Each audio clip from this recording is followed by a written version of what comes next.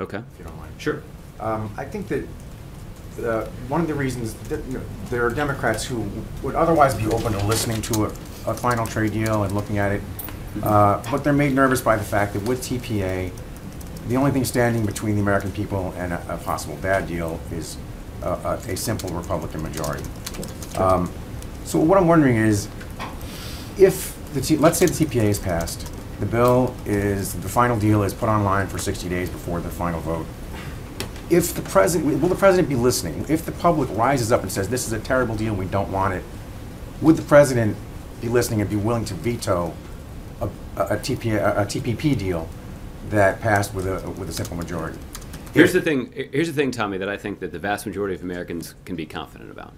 That the most important thing standing between the American people and a bad TPP deal is a president of the United States that for the last 6.5 years has scratched and clawed to protect the interests of middle-class families all across the country. And they can be confident that he weighs an agreement, if one is reached, that he will have the interests of middle-class families first in his mind. And there's no reason that anybody who has concerns about the conduct of Republicans in Congress, and according to the latest polls, the vast majority of Americans do, those Americans can take solace, and they should actually feel confident that any agreement is reached will be one that the president believes is clearly in the best interest of the American economy, of American businesses, and most importantly, American middle-class families. Will you be listening? Will you open to the idea at that point? You guys talk about the 60-day period where people can look at it and comment about it, and I just want to make sure that the president's going to be listening and open to the idea, to new ideas, whatever he...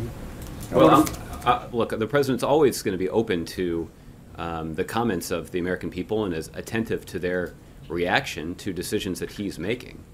But the goal of this process that this administration has devoted years to trying to negotiate is to level the playing field in some of the most dynamic economic markets in the world.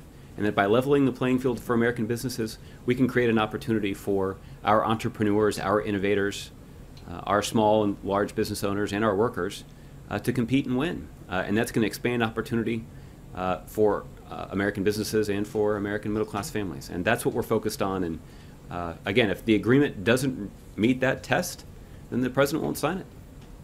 Okay.